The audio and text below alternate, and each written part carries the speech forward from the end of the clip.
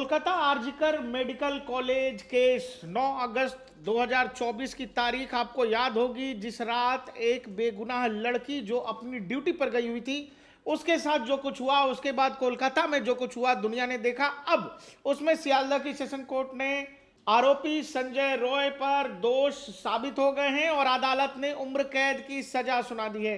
इस दौरान लगातार संजय रॉय कोर्ट में बोलता रहा कि मैं बेगुनाह हूं, मुझे फंसाया जा रहा है।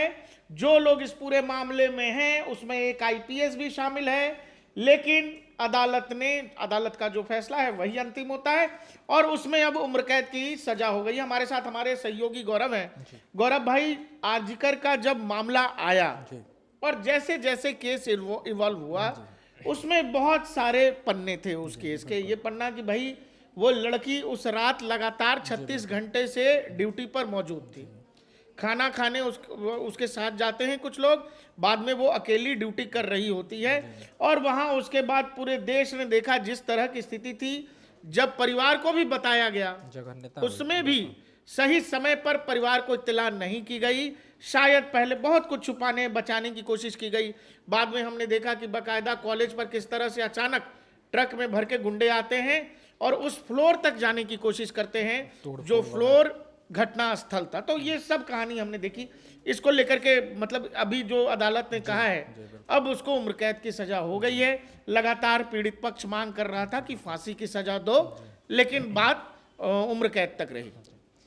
इसमें सियालदह कोर्ट की एक टिप्पणी बेहद अहम रही है। सियालदह कोर्ट ने स्पष्ट किया है, जैसे सीबीआई जब इस मामले की जांच कर रही थी, तहकीकात में जब वो पहुंचे तो इसे rarest of the rare case करने की ऐसी मतलब अपील की गई थी सीबीआई की तरफ से। हालांकि सियालदह कोर्ट ने इसे rarest of the rare case नहीं माना है और भारतीय न्याय संहिता की गंभीर धाराओं के तहत संजय रॉय को आरोपी साबित करते हुए, उस पर आरोप साबित करते हुए ताउम्र उम्र कैद की सजा सुनाई है। वो मौत तक अब उम्र कैद की सजा काटेंगे। इस पूरे केस में जब ये मामला सामने आया था, हम लोगों ने बहुत एग्रेसिवली इसको किया था। ये पूरा मामला जिस तरह से सामने आया, जिस तरह से राज्य सरकार का बर्ताव रहा, जिस तरह से वेस्ट बंगाल पुलिस का बर्ताव रहा, पुलिस का जो बूथ है वो कॉलेज से 5 मिनट की दूरी पर है। पुलिस को वहां पहुंचने में 40-45 मिनट का समय चला जाता है। लेट नाइट जिस लड़की के साथ सामूहिक बलात्कार की घटना और उसके बाद उसका मर्डर कर दिया जाता है, वो घटना और उसका जिक्र परिवार वालों को 10 बजे 11 बजे अगले दिन दिया जाता है और वो भी पूरी जानकारी नहीं दी जाती है। बताया जाता है कि आप आइए। माँ पूछ रही है कि बेटी मेरी बीमार है, क्या हुआ? नहीं।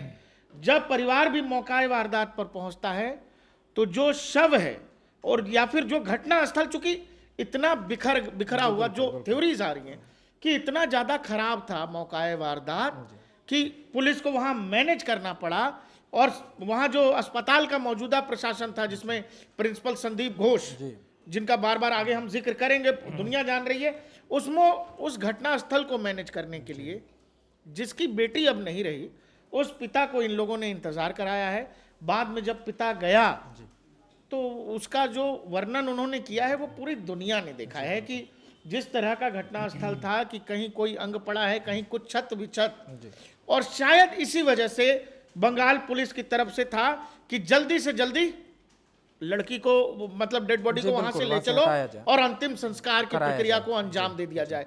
उस पूरे प्रक्रिया में आपने देखा कि जब संदीप घोष प्रिंसिपल का नाम आता है, क्या होता है? प्रिंसिपल सस्पेंड किया जाता है और सस्पेंड होने के बाद जो प्रिंसिपल के रहते इतनी बड़ी घटना उस कॉलेज में हो जाती है, जो प्रिंसिपल का काम, उसका कार्यकाल वहां पर सवालों के घेरे में है। तमाम स्टूडेंट यूनियन वहां आंदोलन पर बैठे हुए हैं कि भाई संदीप घोष ही मेन कल्प्रिट है, जो लगातार लोग मांग कर रहे थे। बावजूद इसके बंगाल सरकार 24 घंटे के अंदर नवीन तैनाती दी जाती है, नवीन तैनाती और बड़ी तैनाती, बड़ा पद। तो ये मतलब बहुत सारे सवाल इस पूरे मामले में खड़ा करता रहा कि भाई जिस प्रिंसिपल के रहते जिस कॉलेज में कांड हो गया उसको सस्पेंड करने के बजाय, उसकी जवाबदेही तय करने के बजाय, उससे पूछताछ करने के बजाय राज्य सरकार ने उसको नई नियुक्ति दे दी और बड़ी नियुक्ति दे दी।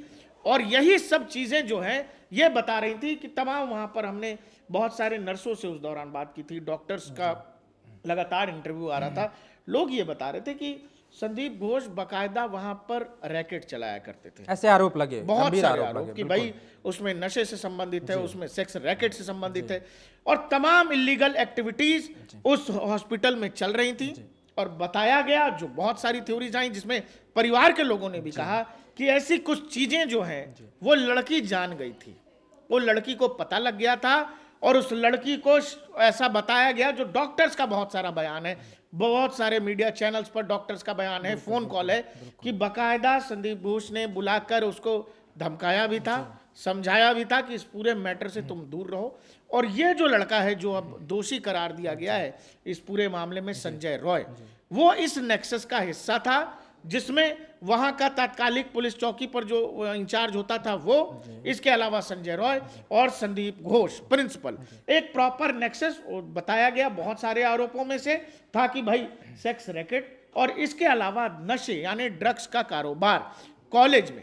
और ये कहानी बताया गया कि लड़की को पता लग गया, बाद में लड़की जी, को ऐसे बहुत सारे दावे हाँ, सामने मतलब आए। लड़की को इसी वजह से जो है लंबे समय तक, पिछले कई महीनों से वो नाइट शिफ्ट कर रही थी, और नाइट शिफ्ट भी ऐसी कि कई कई घंटों तक, तो एक तरह की मानसिक प्रताड़ना देने के लिए उसके साथ। और अब जो कोर्ट का फैसला आया है, जिसमें सीबीआई ने जब चार्जशीट ही नहीं दाखिल किया, सीबीआई ने जांच शुरू की थी, जिसमें संदीप घोष वगैरह को मुख्य आरोपी इन लोगों ने बताया था, लेकिन सीबीआई वो साक्ष्य नहीं जुटा सकी जो आरोप संदीप घोष पर लगातार लगते रहे। अच्छा देखो, मुझे ये लगता है कि जब, मतलब और भी लोगों को शायद ये लग सकता है कि जब आदमी की मौत पे बनाती है तो आदमी शायद झूठ नहीं बोलता है। संजय रॉय लगातार कोर्ट में एक बात का जिक्र करता रहा, वो अपने वो निर्दोष होने का लगातार, हाँ, मतलब बार-बार निर्दोष का उसका मुझे जिक्र, नहीं पता, हाँ, लेकिन कि मैं निर्दोष हूं, मैं वो बेगुनाह ये हूं, लगातार ऐसी बहुत कहता सारी रहा चीजें कि एक आईपीएस है, जी, जिस आईपीएस के दबाव में ये सब हो रहा है, और मैंने कुछ नहीं किया है, जो लोग हैं वो तो बच करके निकल गए। और जरूरी बात यह है, सीबीआई जब चार्जशीट नहीं दाखिल कर पाई, जो और दो मुख्य आरोपी जिनको बनाया था सीबीआई ने, तो उनको तो संदीप घोष को और एक और आरोपी जो थे उनको तो अब कोर्ट से जमानत मिल चुकी है। गौरव भाई, इस पूरे प्रकरण में आपने जैसा कहा, मैं उसमें कुछ जोड़ना चाहूंगा। इसमें राज्य सरकार के भी मतलब दो पहलू, एक सिक्के के जैसे दो पहलू होते हैं। राज्य सरकार भी इस पूरे प्रकरण में दो तरफ बटी नजर आई। एक तरफ मुख्यमंत्री ममता बनर्जी थी, महिला चेहरा होने के नाते वो कहीं ना कहीं पूरी तरह से पीड़ित परिवार के साथ आप अपनी खड़ा होती सरकार के नजर आई। खिलाफ बिल्कुल, नहीं, आप अपनी सरकार के खिलाफ सड़कों पे आंदोलन कर रहे हाँ, हो। सड़कों पर आंदोलन भी उन्होंने करा। वो उनका ये दर्शाना था कि मैं पीड़ित परिवार के साथ हूं, और हम मृतिका जो उसमें पीड़ित परिवार के जो साथ ट्रेनी सड़कों डॉक्टर, पे चल के कैसे होगा गौरव भाई? आप सजा दिलवाओ, आप तो कार्रवाई तेज करवाओ। उन्होंने ये कहा पहले, जबकि शुरू में जी, संदीप घोष को, प्रिंसिपल को बार बार सीबीआई से बचाने की कोशिश की गई, बार बार ये कोशिश की गई कि दो चेहरा सामने आता है। बिल्कुल, संदीप घोष पुलिस की गिरफ्त में नहीं होने चाहिए, संदीप घोष सीबीआई के हाथ नहीं लगने चाहिए। यही दो चेहरा यही सामने आता है शासन का, पश्चिम बंगाल सरकार का। एक तरफ मुख्यमंत्री पीड़ित परिवार के साथ खड़ा होने की बात करती हैं, दूसरी तरफ जो बंगाल पुलिस थी वो मौकाए वारदात पर, जहां पीड़िता के साथ बर्बरता हुई थी, जघन्यता हुआ था, वहां जाने पर सीबीआई ने लगातार कोर्ट में भी कहा, कोर्ट में कहा सीबीआई ने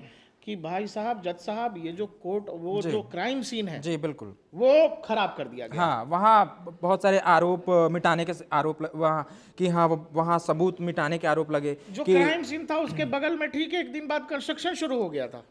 कई तरह के दावे किए गए शासन की तरफ से, तो कहीं ना कहीं इनका दो चेहरा नजर आया कि जैसे एक सिक्के के दो पहलू हैं, इनके भी दो पहलू नजर आए थे। एक तरफ ये पीड़ित परिवार का साथ देने की बात कर रहे थे कि हाँ, हम शासनीय स्तर पर पीड़ित परिवार के साथ हैं, और वहीं दूसरी तरफ ऐसा लग रहा था कि हाँ, मामले को कहीं ना कहीं रफा दफा करने की कोशिश की जाती है।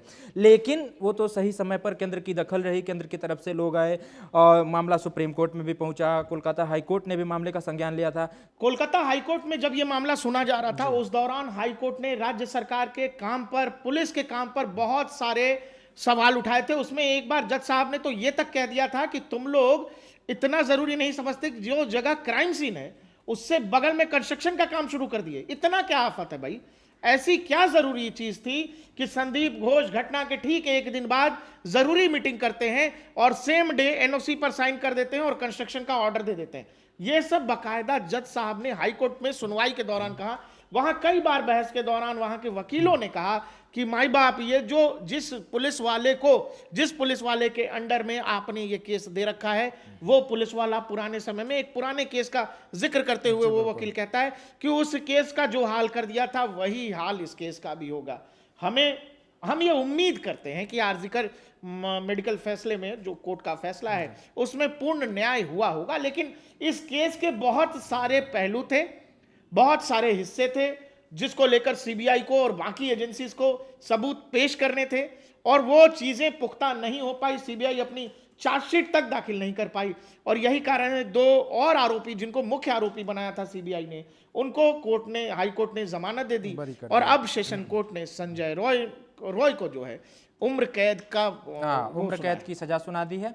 और एक और अहम बात इसमें जोड़नी होगी, जैसे पीड़ित परिवार को मुआवजा देने की बात कही गई है। सियालदा कोर्ट की तरफ से कहा गया है कि राज्य सरकार 17 लाख रुपए का मुआवजा पीड़ित परिवार को दे देगी, जबकि परिवार ने उसे पूरी तरह से खारिज कर दिया है, उसे इनकार कर दिया है कि हमें कहीं से भी मुआवजे की जरूरत नहीं है, हमें मुआवजा नहीं चाहिए। तो एक अहम बात ये भी थी इस मामले में। इस केस में प्रशासन का, पुलिस का और राज्य की बाकी एजेंसियों का, खुद मुख्यमंत्री ममता बनर्जी का जिस तरह का व्यवहार था, जिस तरह का कंडक्ट था, वो कहीं ना कहीं पूरा एकदम संदेहास्पद था। उसमें कुछ ऐसा था जहां ग्रे एरिया था। लगता था कि ऐसा क्या एक कॉलेज का प्रिंसिपल है, एक कॉलेज है जो एक प्रिंसिपल को बचाने के लिए राज्य सरकार इस हद तक चली जाए कि मामला सुप्रीम कोर्ट तक चला जाए और उसमें राज्य के हाई कोर्ट तक को बोलना पड़े। तो इस मामले पर मतलब आप बताइएगा दर्शकों कमेंट में कि हम भी ये उम्मीद करते हैं कि न्याय हुआ हो पीड़िता के साथ। वो लड़की तो अब नहीं आ सकती वापस, जो चला गया वो वापस नहीं आता, माता पिता हैं। लेकिन बावजूद इसके कि इस केस के जितने सारे छोड़ थे, मेरे लिहाज से मैं नहीं समझता हूं कि वो सब कुछ जांच एजेंसियां प्रूफ कर पाई कोर्ट में। और यही कारण है कि मुख्य आरोपियों को, जिनको आपने मुख्य आरोपी बनाया था, वो जमानत पर बाहर आ जाते हैं।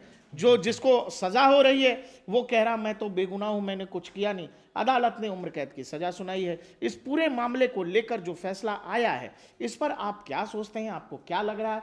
क्या पूर्ण न्याय हो गया है?